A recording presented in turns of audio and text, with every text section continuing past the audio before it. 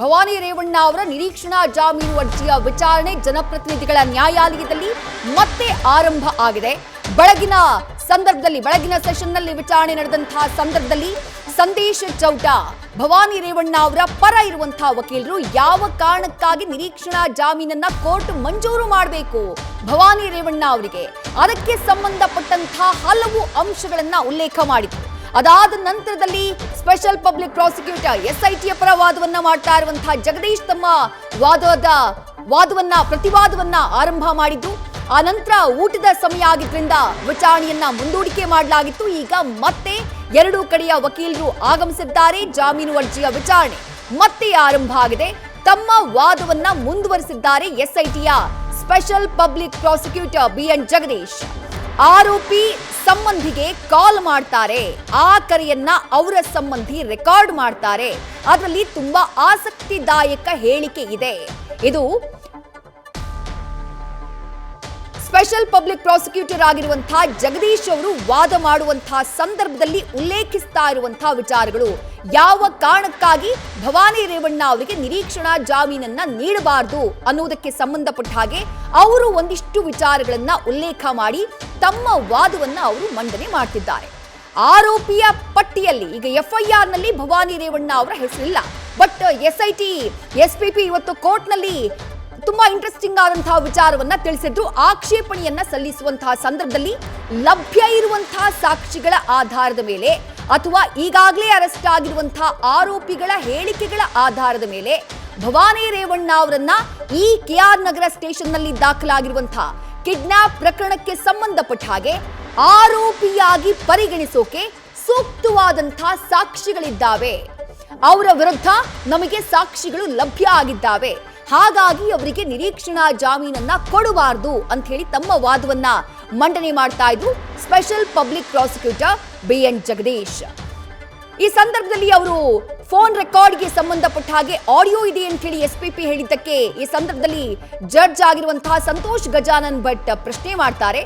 ಹಾಗಾದ್ರೆ ಭವಾನಿ ಅವರ ಪಾತ್ರ ಇದೆ ಅಂತ ನೀವು ಹೇಳ್ತೀರಾ ಈ ಕಿಡ್ನಾಪ್ ಪ್ರಕರಣದಲ್ಲಿ? ನಿಮಗೆ ಈ ಆಡಿಯೋ ಕಾನ್ವರ್ಸೇಷನ್ ಎಲ್ಲಿಂದ ಸಿಕ್ತು ಅಂತ ಹೇಳಿ ಪ್ರಶ್ನೆಯನ್ನ ಮಾಡ್ತಾರೆ ನ್ಯಾಯಾಧೀಶರಾಗಿರುವಂತಹ ಸಂತೋಷ್ ಗಜಾನನ್ ಭಟ್ ಅವರು.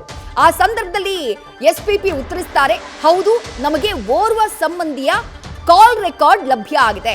ಅದನ್ನ ನಾವು ಕಾನೂನಾತ್ಮಕವಾಗಿ ಸಂಗ್ರಹಿಸಿದ್ದೇವೆ.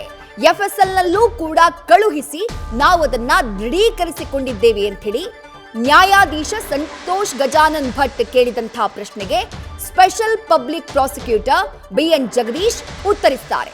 ಅದರ ಜೊತೆಗೆ ಆ ಆಡಿಯೋದಲ್ಲಿ 2 ಪ್ರಮುಖ ಅಂಶಗಳಿದ್ದಾವೆ ಅನ್ನುವಂತಹ ಮಾತನ್ನ ಹೇಳ್ತಾ ಇದ್ದಾರೆ special public prosecutor BN Jagadish. ಆರೋಪಿ ಸಂಬಂಧಿಗೆ ಕಾಲ್ ಮಾಡ್ತಾರೆ, ಇಬ್ಬರು ಸಂಬಂಧಿಕರಿಗೆ ಕಾಲ್ ಮಾಡ್ತಾರೆ, ಆ ಕರೆಯನ್ನ ಅವರ ಸಂಬಂಧಿ ರೆಕಾರ್ಡ್ ಮಾಡ್ತಾರೆ.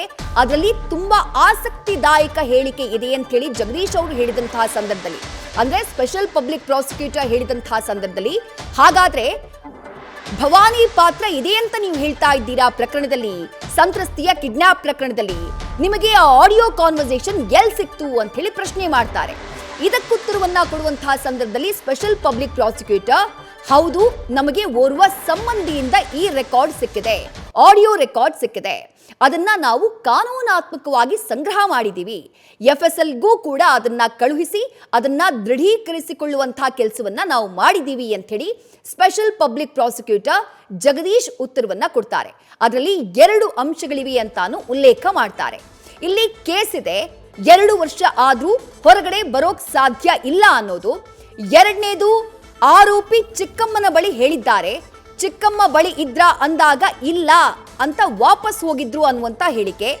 ಆ ಫೋನ್ ಸಂಪೂರ್ಣ ಡೇಟಾನ ಕಲೆಕ್ಟ್ ಮಾಡಲಾಗಿದೆ ಅಂತ ಹೇಳಿ ಆ ಆಡಿಯೋ ಕಾನ್ವರ್ಸೇಷನ್, ಅದರಲ್ಲಿ ಭವಾನಿ ರೇವಣ್ಣ ಅವರ ವಿರುದ್ಧ ತಮಗೇನ್ ಸಾಕ್ಷಿ ಲಭ್ಯ ಆಗಿದೆ ಪ್ರಕರಣದಲ್ಲಿ ಅವರ ಪಾತ್ರಕ್ಕೆ ಸಂಬಂಧಪಟ್ಟ ಹಾಗೆ ಅಂತೇಳಿ ಸ್ಪೆಷಲ್ ಪಬ್ಲಿಕ್ ಪ್ರಾಸಿಕ್ಯೂಟರ್ ಜಗದೀಶ್ ಅವರು ಹೇಳ್ತಿದಾರಲ್ಲ, ಆ ವಿಚಾರವನ್ನ ಈಗ ಅವರು ಉಲ್ಲೇಖ ಮಾಡ್ತಿದ್ದಾರೆ. ಆ ಫೋನ್ ಕಾನ್ವರ್ಸೇಷನ್ ಅಲ್ಲಿ ಯಾವ ರೀತಿ ಈ ಅಂಶಗಳನ್ನ ಮೆನ್ಷನ್ ಮಾಡಲಾಗಿದೆ ಅಂತ ಹೇಳಿ, ಇಡೀ ಫೋನ್ ಕಾಲ್ ಕಾನ್ವರ್ಸೇಷನ್ ಕಲೆಕ್ಟ್ ಆಗಿದೆ ಅಂತ ಹೇಳಿ ಈಗ ಜಗದೀಶ್ ಅವರು ಹೇಳ್ತಿದ್ದಾರೆ ನ್ಯಾಯಾಧೀಶರ ಮುಂದೆ. ಈಗ ಭವಾನಿ ರೇವಣ್ಣ ಅವರ ಪಾತ್ರವನ್ನ ಪ್ರೂವ್ ಮಾಡಬೇಕು ಈ ಪ್ರಕರಣಕ್ಕೆ ಸಂಬಂಧಪಟ್ಟ ಹಾಗೆ. ಅವರಿಗೆ ನಿರೀಕ್ಷಣಾ ಜಾಮೀನು ಸಿಗಬಾರದು ಅನ್ನುವಂತಹ ಪ್ರತಿವಾದವನ್ನ ಮಂಡನೆ ಮಾಡುವಂತಹ ಸಂದರ್ಭದಲ್ಲಿ ಸ್ಪೆಷಲ್ ಪಬ್ಲಿಕ್ ಪ್ರಾಸಿಕ್ಯೂಟರ್ ಅದಕ್ಕೆ ಸಂಬಂಧಪಟ್ಟ ಹಾಗೆ ಕೆಲವೊಂದಿಷ್ಟು ದಾಖಲೆಗಳನ್ನ ನ್ಯಾಯಾಧೀಶರ ಮುಂದಿಡುವಂತಹ ಕೆಲಸ ಸದ್ಯ ಸ್ಪೆಷಲ್ ಪಬ್ಲಿಕ್ ಪ್ರಾಸಿಕ್ಯೂಟರ್ ಆಗಿರುವಂತಹ ಜಗದೀಶ್ ಅವರಿಂದ ಆಗ್ತಾ ಇದೆ. ಆರೋಪಿ ಸತೀಶ್ ಮೇಡಮ್ ಅಂತ ಸಂಬೋಧಿಸಿ ಮಾತುಕತೆ ನಡೆಸಿರುವುದು ಪತ್ತೆಯಾಗಿದೆ. ಅಂದ್ರೆ ಸತೀಶ್ ಬಾಬಣ್ಣ ಈ ಪ್ರಕರಣದ ಎರಡನೇ ಆರೋಪಿ. ಆತ ಭವಾನಿ ರೇವಣ್ಣ ಅವರ ಜೊತೆಗೆ ಆಡಿರುವಂತಹ ಸಂಭಾಷಣೆ ಬಹುತೇಕ ಇಲ್ಲಿ ಜಗದೀಶ್ ಅವರು ಉಲ್ಲೇಖವನ್ನ ಮಾಡ್ತಾ ಇರೋದು. ಸ್ಪೆಷಲ್ ಪಬ್ಲಿಕ್ ಪ್ರಾಸಿಕ್ಯೂಟರ್ ಮೊದಲು ಭವಾನಿ ಕರೆಸಿಕೊಂಡಿದ್ದಾಗ ಆಕೆ ಎಸ್ಕೇಪ್ ಆಗಿದ್ದಾರೆ. ಯಾವಾಗ ಆರೋಪಿಯ ಸಂತ್ರಸ್ತೆಯ ಪುತ್ರ ಕೊಟ್ಟಿರುವಂತಹ ಕಂಪ್ಲೇಂಟ್ ಇದೆಯಲ್ಲ, ಕೆಆರ್ ನಗರ ಸ್ಟೇಷನ್ ನಲ್ಲಿ ಮೇ 2ನೇ ತಾರೀಕು ಏನ್ FIR ದಾಖಲಾಗುತ್ತೆ ಅದರಲ್ಲೇ ಉಲ್ಲೇಖ ಮಾಡಿರ್ತಾರೆ. ಆ ಸಂತ್ರಸ್ತೆಯ ಪುತ್ರ ಮೊದಲ ಬಾರಿಗೆ ಅಂದ್ರೆ ಚುನಾವಣೆಗೂ 4 ದಿನಗಳ ಮುಂಚೆ ಸತೀಶ್ ಬಾಬಣ್ಣ ಬಂದು ಭವಾನಿ ರೇವಣ್ಣ ಅವರು ಕರೀತಿದ್ದಾರೆ ಅಂತ ಹೇಳಿ ನಮ್ಮ ತಾಯಿಯನ್ನ ಕರ್ಕೊಂಡು ಹೋದ್ರು. ಅದಾದ ನಂತರ ಚುನಾವಣೆಯ ದಿನ ಬೆಳಗ್ಗೆ ನನ್ನ ತಾಯಿ ವಾಪಸ್ ಬಂದ್ರು ಅಂತ ಹೇಳಿ ಆ ದೂರಿನಲ್ಲಿ ಉಲ್ಲೇಖ ಮಾಡಿದ್ದಾರೆ. ಅದನ್ನೇ ಮೆನ್ಷನ್ ಮಾಡುವಂತಹ ಕೆಲಸವನ್ನ ಸದ್ಯ ಸ್ಪೆಷಲ್ ಪಬ್ಲಿಕ್ ಪ್ರಾಸಿಕ್ಯೂಟರ್ ಜಗದೀಶ್ ಅವರು ಮಾಡ್ತಿದ್ದಾರೆ. ಮೊದಲು ಭವಾನಿ ರೇವಣ್ಣ ಅವರು ಸಂತ್ರಸ್ತೆಯನ್ನ ಕರೆಸ್ಕೊಂಡಿದ್ದಾಗ ಆಕೆ ಎಸ್ಕೇಪ್ ಆಗಿದ್ದಾರೆ. ಅದರ ಬಗ್ಗೆ ಆ ನಂತರ ನಾನು ತಿಳಿಸ್ತೀನಿ. ಎರಡನೇ ಸಂಭಾಷಣೆ, ಈಗ 2 ಸಂಭಾಷಣೆಯನ್ನ ಕೋರ್ಟ್ ಮುಂದೆ ಅವರು ಇಡುವಂತಹ ಪ್ರಯತ್ನವನ್ನ ಮಾಡ್ತಾ ಇರೋದು. ಎರಡನೇ ಸಂಭಾಷಣೆಯಲ್ಲಿ ಸಂತ್ರಸ್ತೆಯ ಬಟ್ಟೆಗಳು ಅರೇಂಜ್ ಆಗಿಲ್ಲ ಅನ್ನುವಂಥದ್ದನ್ನ ಹೇಳಿದ್ದಾರೆ ಭವಾನಿ ರೇವಣ್ಣ. 30ನೇ ತಾರೀಕು ತನಕ ಆಗಿಲ್ಲ ಅನ್ನುವಂಥದ್ದನ್ನ ಉಲ್ಲೇಖ ಮಾಡಲಾಗಿದೆ. ಅಲ್ಲಿಗೆ ಸಂತ್ರಸ್ತೆಯನ್ನ ಸಾಕಷ್ಟು ದಿನಗಳ ಕಾಲ ಹೀಗೆ ಕಿಡ್ನಾಪ್ ಮಾಡಿ ತಮ್ಮ ಬಳಿ ಒತ್ತೆಯಾಳಾಗಿ ಇರಿಸಿಕೊಳ್ಳುವಂಥದ್ದು ಆರೋಪಿಗಳ ಪ್ಲಾನ್ ಆಗಿತ್ತು.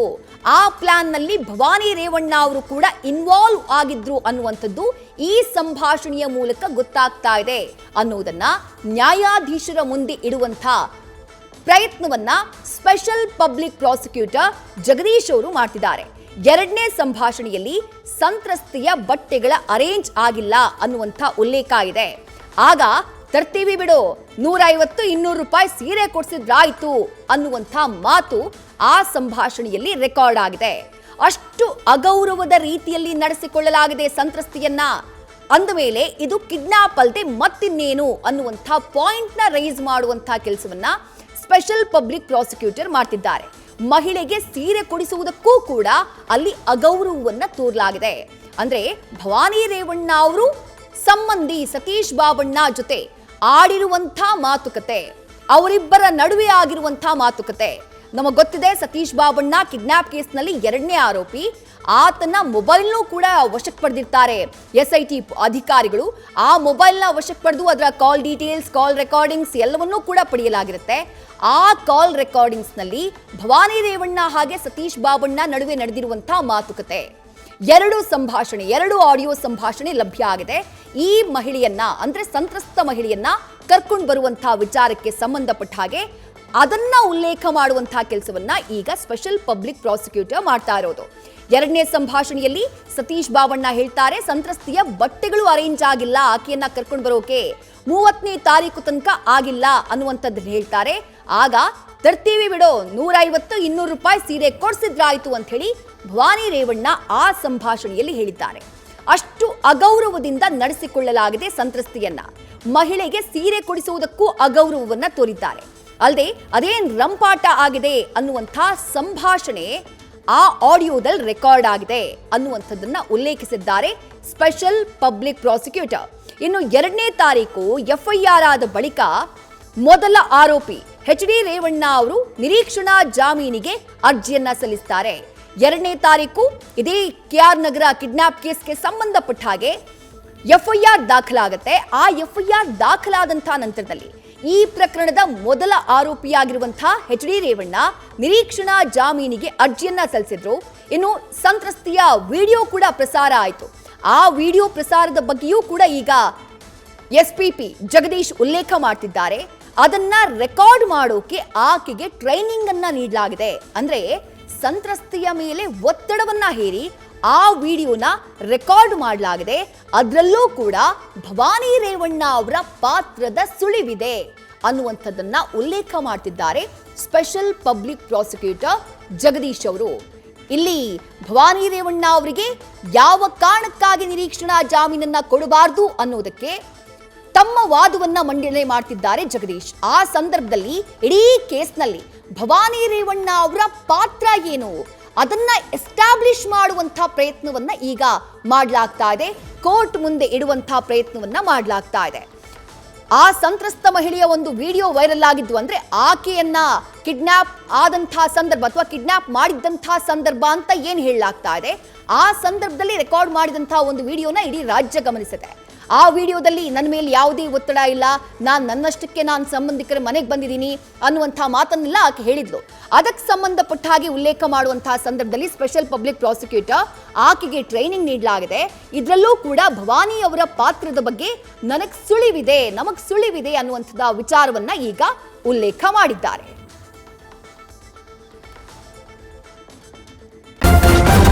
ನ್ಯೂಸ್ ಫಸ್ಟ್ ನಿರ್ಭೀತಿಯಿಂದ ನಿಮ್ಮ ಪರವಾಗಿ.